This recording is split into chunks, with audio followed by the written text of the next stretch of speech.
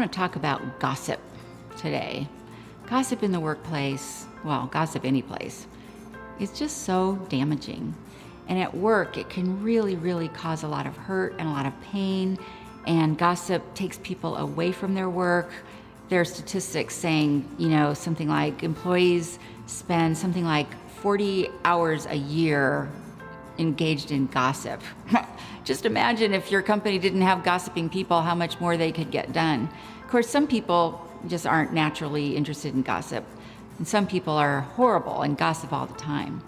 There are companies that actually ban gossip from their workplace, which I think is a great idea, but easier said than done, right?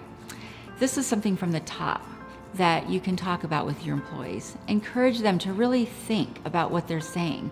Is what they're saying, is it thoughtful? Is it helpful? Is it inspiring? Is it necessary? Does it give people information that they need to know, or does it just, hurt people? Have people think before they talk. Here's a really sad example.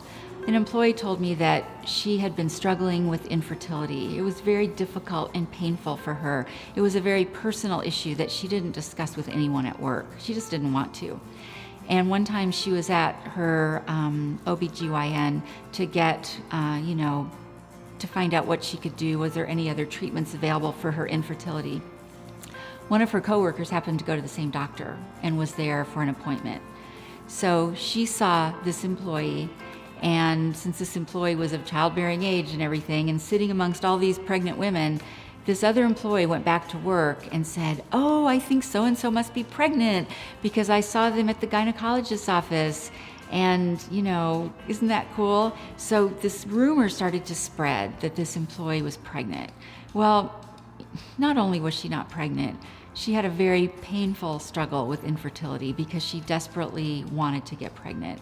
So she had to address these rumors, and it was heartbreaking for her. It was extremely painful. It made a difficult situation even more difficult, and my heart just went out to her.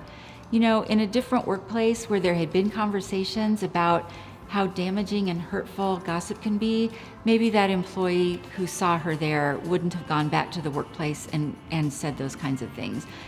She wasn't doing it in a mean-spirited way, but she didn't know. She didn't know anything about this person. It just was not the right thing to do. I also tell employees, when someone comes up to you and starts to gossip about someone, to give the universal sign of stop. Just say, "You know what? I don't want to talk about that person when they're not here. If you want to talk about this situation or this person, let's wait till they're here so they can contribute to the conversation." That's a great way to stop gossip in its tracks. Don't be a party to it. I really encourage you to do that. If you're a boss or a leader, you also need to think, are you gossiping? Because you know what? A lot of bosses and leaders contribute to it. It may not be on purpose, it might just be conversation, but you don't ever want to talk with your employees about their coworkers. That's just the wrong thing to do. It just sends the wrong message. It's mean-spirited, even if you don't mean to be, and it's letting your employees know, yeah, it's okay to talk about people behind their back. You just cannot do that. So think about gossip, think about how you can talk to your employees about it, and make sure that you're not a party to it. Hey, thanks so much for watching. It really means a lot to me to share my messages with you. I'd love to have you subscribe if you haven't already, and feel free to leave a comment or a question below. It's always fun to see what's on your mind and what you'd like to talk about and what your experiences are in the workplace. Thanks.